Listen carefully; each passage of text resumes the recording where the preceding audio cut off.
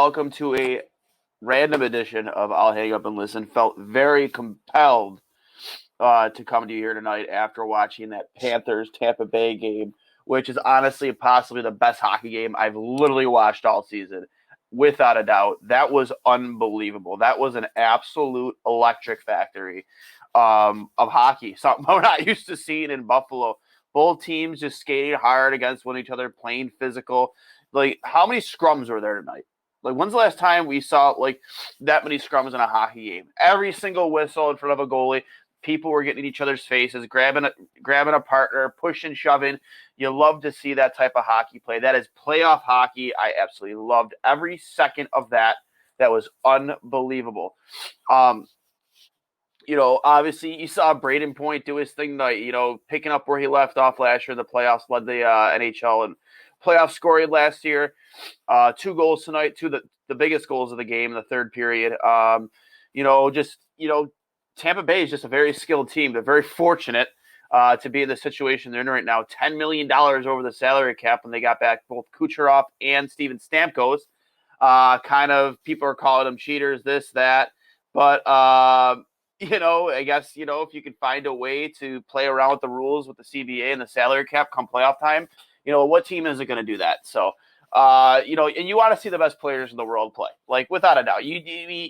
I'm sorry, if you're a fan of hockey, unless they're playing against your team, you want to see the best players in the world playing come playoffs. And that's what you're getting this year. I mean, you're getting that plus more this year. You're getting Austin Matthews. You're getting Connor McDavid, Leon Draisaitl. You're getting Steven Stamkos and Kucherov. You are literally getting the best of the best in both at every position this year in the playoffs. Victor Hedman, Bobrovsky. I'm sorry, it may have been 5-4, but both Bobrovsky and Vasilevsky looked absolutely amazing tonight with some of the saves they made. All the goals. There's so much great goaltending today. Marc-Andre Fleury, Cam Talbot with a huge game for Minnesota, 1-0 in overtime. So much good overtime hockey today.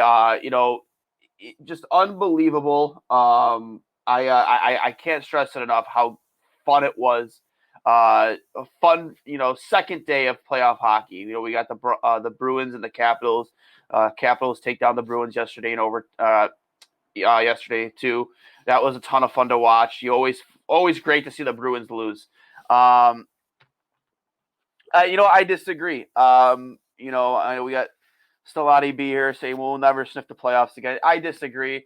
Call me an over optimistic Sabres fan, but you have to remember the reason Florida is as good as they are right now.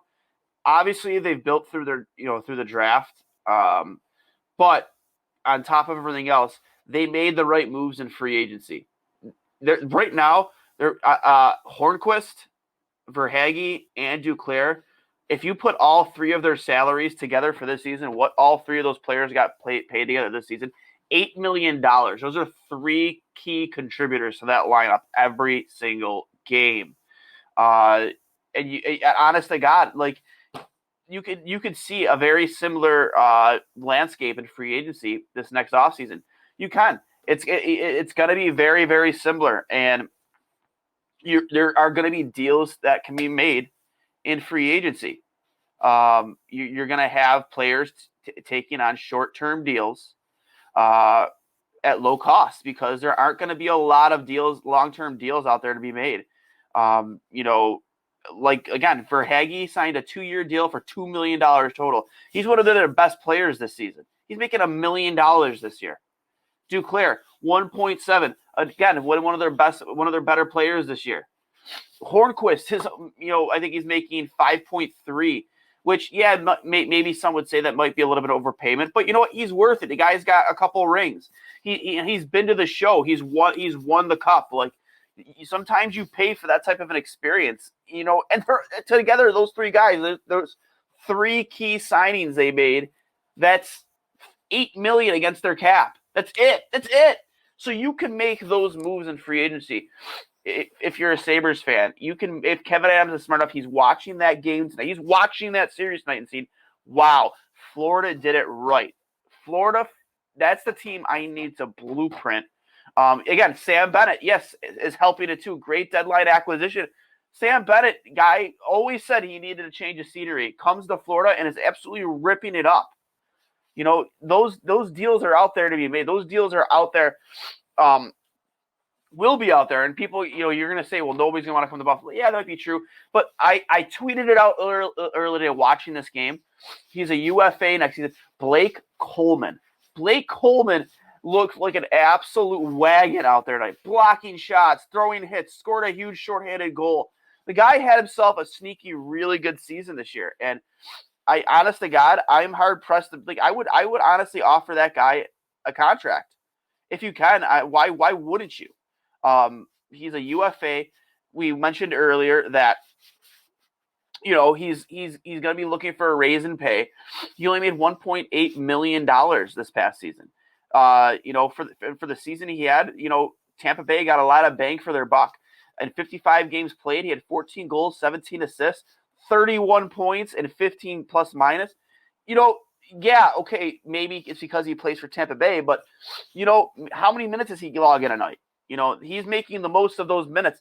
I mean, he'd probably get more of an opportunity here in Buffalo. And players like him would see that opportunity and be like, yeah, man, I want an opportunity to play more. And if I think Buffalo gives me an opportunity to play more and is willing to pay me more, maybe I should go there. Maybe I can, it's not so far-fetched. A guy like Blake Coleman is a player that this team absolutely needs. But let's not talk about the Sabres, okay? I get on tangents. We talk about the Buffalo Sabres. I could go on and on. And that's a sore subject, especially with this past week.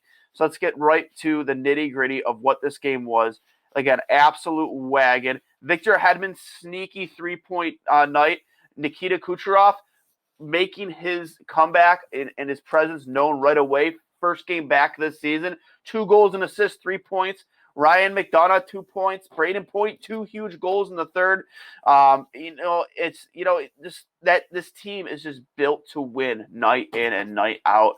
They're so strong. And again, it helps when you're $10 million over the cap, when you get your 2 leading scorers, your 2 biggest leaders in the team back, right in time for playoffs. And they made they were able to mitigate the cap to their advantage here, and they're not going to get any penalization. 35 saves on 39 shots for Andrei Vasilevsky. Again, just a phenomenal showing for Tampa.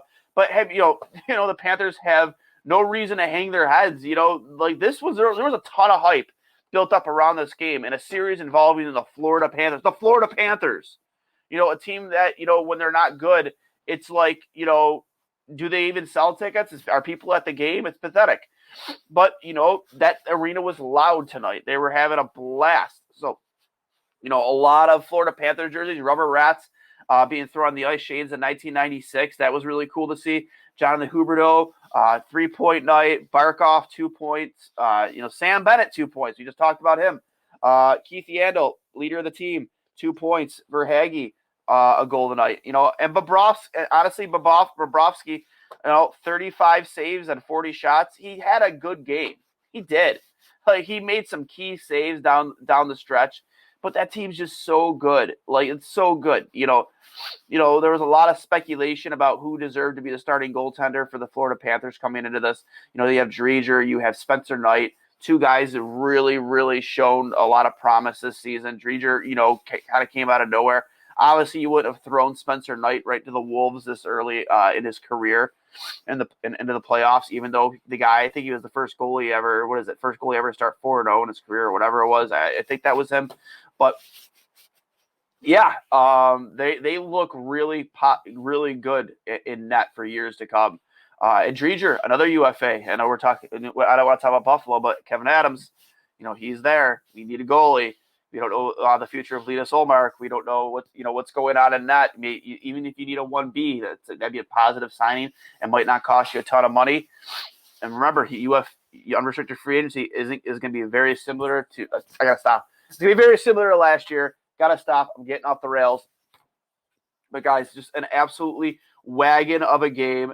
Absolute highlight after highlight. Speed, hitting, scrums. Playoff hockey at its very, very, very, very best. I can't stress that enough, man. It was so fun to watch. It was again, playoff hockey at its best. I'm trying to pull up the box score here so I can get penalty minutes for you because there were a lot of penalties tonight. Even though they let them play quite a bit tonight, there was a lot of penalties called tonight. So with that being said, let's see here. Let's see if we get some penalty. Holy crap. Okay. Penalty minutes 18 for Florida, 16 for the Tampa Bay Lightning. Florida out-hit the Tampa Bay Lightning 54-36. Again, it was just a very, very, very physical game. That number point pops out to me a lot. 54 hits to 36. And so many quality chances, very open, wide open hockey, breakaways, odd man rushes. So much fun to watch. I'm going to be glued to my TV for the rest of this playoff series, like 100% watching these guys. And I never thought I'd say that, the Florida Panthers. I'm glued to my TV to watch the Florida Panthers. Unbelievable. They're my favorite team right now in the playoffs, hands down. They're a wagon. I really hope they tie it up in game 2. We'll see what happens.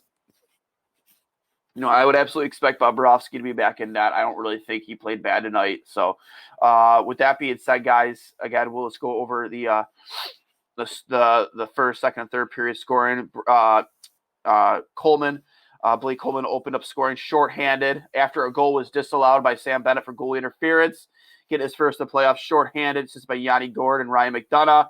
Then right away, Barkov comes back less than 2 minutes later, ties it up. Power play goal from his office there at the face-off circle, assisted by Huberdeau and Keith Yandel. Verhaeghe makes it 2-1. Big free agency signing for the Panthers this offseason. Keith Yandel, Barkov with the assist. Then Nikita Kucherov, 2 straight goals in the second period, both on the power play. Special teams was huge tonight. Absolutely huge. Goals scored on the special teams, shorthanded and power play at 1, 2, 3, 4, 5 goals. 5 special teams related goals tonight. 4 power play, 1 shorthanded. So special teams is going to be absolutely key throughout this series. But again, second period, Kucherov 2 goals. First one assisted by Stamkos and Hedman, and the second one assisted by Hedman. And then huge third period. Huberdeau opened scoring early on to tie the game and then to take the lead. With the assist on the Huberdeau goal was Sam Bennett and Tippett. And then Tippett comes in to score to take the lead, assist to Sam Bennett and Jonathan Huberdeau. That line is an absolute wagon. Then Braden Point with 2 straight goals to finish us off. First one, the power play, assist to Hedman and Kucherov. And then, of course, the game-winning goal very late in the game at 18:46. Assist going to McDonough on the breakaway. It's insane that you give a breakaway up that late in the playoff game. Absolutely wild. But, guys, just an unbelievable game to watch. The shot chart, I wish I could bring it up right now, is an absolutely wild, the amounts of chances and shots that were taken in this game. So attendance tonight was 9,646. They were officially at 50% capacity, but you would have thought that was a sellout with how loud they got in there. Like, again, from watching on TV, that was a lot of fun to watch. I would be surprised if was still pumping crowd noise on TV just to make it sound louder. I mean, there was loud in there, though. It's been so cool to see fans in the building ready for playoff hockey.